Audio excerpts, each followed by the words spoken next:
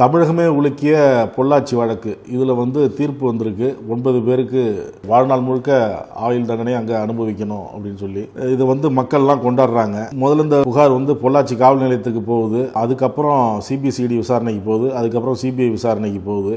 இந்த வழக்கு சொல்லக்கூடிய பாடம் என்ன, படிப்பினை என்ன, இந்த தீர்ப்பை மக்கள் கொண்டாடுவதை எப்படி பார்க்குறீங்க?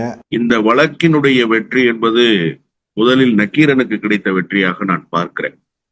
ஒரு ஊடகம் அறம் பெறலாமல் இயங்கினால் அது எப்படிப்பட்ட ஊடகமாக இருக்க வேண்டும் என்பதற்கு நிகழ்கால சாட்சியாக இன்றைக்கு நக்கீரன் திகழ்ந்து கொண்டிருக்கிறது.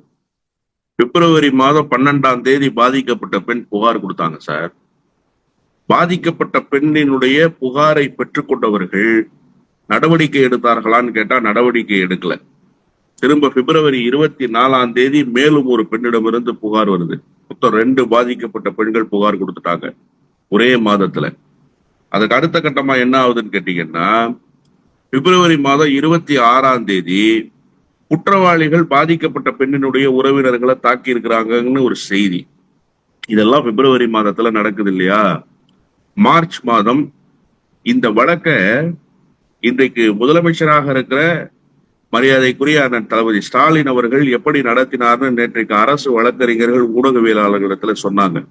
இதற்காகவே சிறப்பு ஏற்பாடு செய்யப்பட்டு சாட்சி சொல்பவர்களினுடைய சாட்சிகளும் ரகசியமாக பதிவு செய்யப்பட்டு குற்றவாளிகள் மீது சுமத்தப்பட்டிருக்கிற தண்டனை, அவர்கள் மீது குற்றம் சுமத்தியவர்களையும் ரகசியமாக வைத்து அவர்களுடைய வாக்குமூலத்தையும் பெறுவதற்காக அதிநவீன கருவிகளை எல்லாம் பயன்படுத்துவதற்கு தமிழ்நாடு அரசு துணை நின்றதுன்னு சொன்னாங்க. அப்படின்னா என்ன அர்த்தம்னா, பாதிக்கப்பட்டவர்கள் எந்த விதத்திலும் மேலும் காயமடைந்து விடக்கூடாது. இது ஒன்றும் சாதாரண வழக்கு இல்ல சார், பாலியல் வழக்கு. அந்த பெண்களுக்கு எதிர்காலம் இருக்கிறது. இதையெல்லாம் கருத்தில் கொண்டு இந்த அரசு கரிசனத்தோடு இயங்கியது.